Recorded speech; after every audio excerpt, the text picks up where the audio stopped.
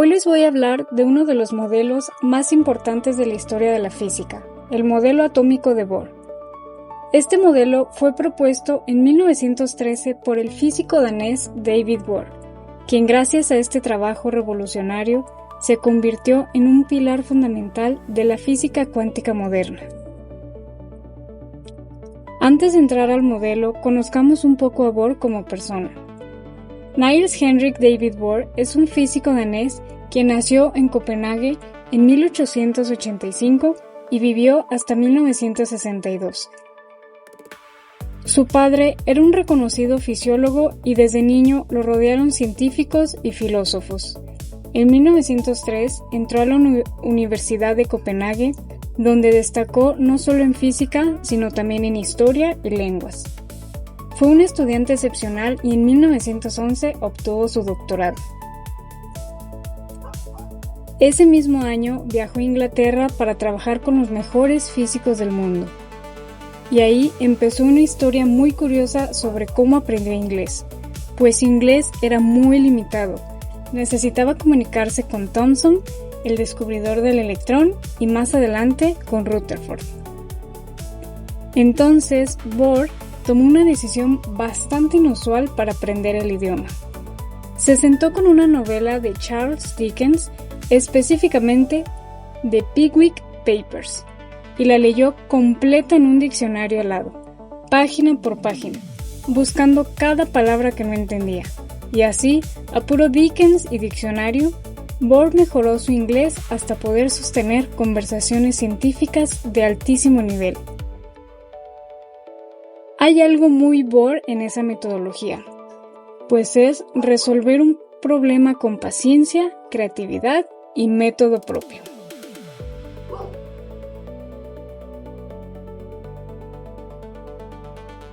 Y hablando de resolver problemas de forma creativa, existe una historia muy famosa, aunque se ha demostrado que es una leyenda urbana, que se le atribuye a Bohr desde sus tiempos de estudiante.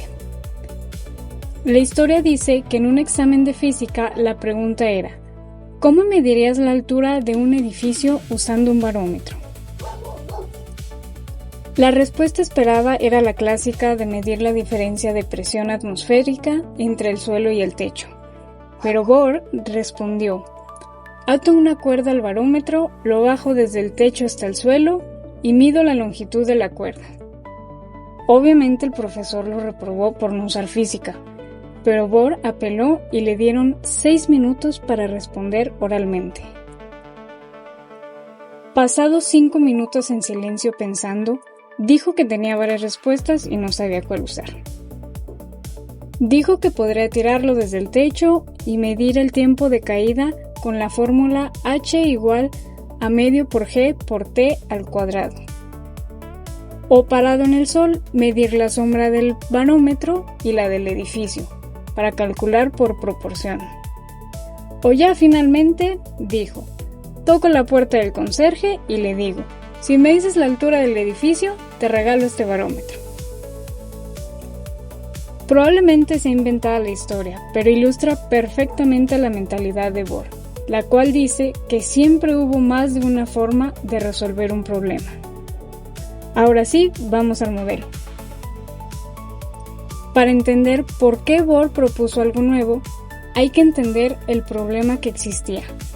En 1911, Rutherford ya había descubierto que el átomo tiene un núcleo positivo y pequeño, rodeado de electrones que orbitan a su alrededor, algo parecido a un sistema solar en miniatura.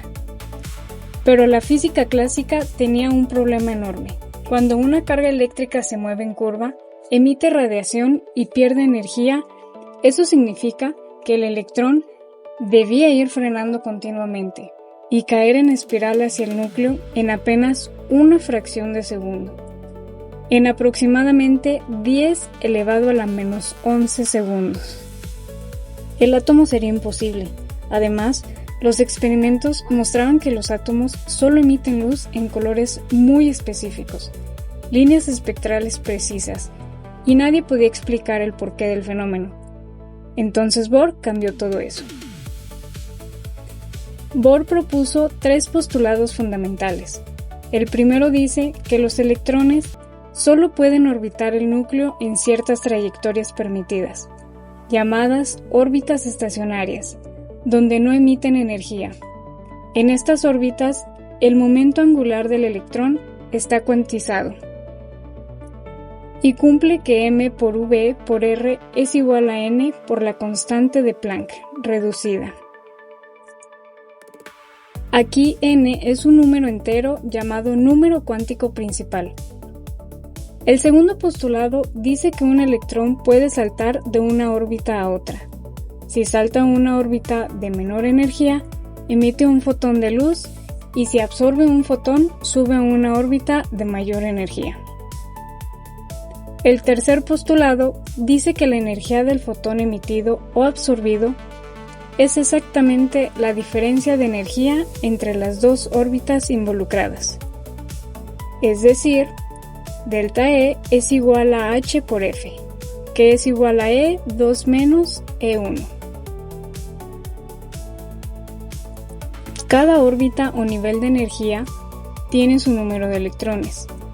En este caso se puede observar las letras L, K y M. La letra K tiene 2 electrones, la L8 y la M18. Así vamos sucesivamente. Con estos postulados, Bohr pudo calcular la energía de cada órbita. La fórmula dice que la energía en la órbita n es igual a menos 13.6 dividido entre n al cuadrado en electronvoltios. Para n igual a 1, la energía es menos 13.6 electronvoltios.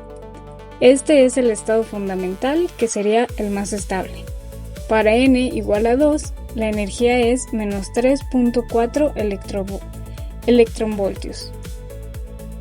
Y así nos vamos sucesivamente hasta llegar a 0 electronvoltios en el infinito, que es cuando el electrón se libera completamente del átomo. Cada vez que un electrón cae de un nivel a otro, emite un fotón. Los saltos hacia el nivel n igual a 1 producen luz ultravioleta y forman la serie de Lyman. Los saltos hacia n igual a 2 producen luz visible y forman la serie de Balmer, que es lo que vemos como líneas de colores en el espectro del hidrógeno. Bohr predijo estas líneas con una precisión extraordinaria y eso demostró que su modelo era correcto, al menos para el hidrógeno.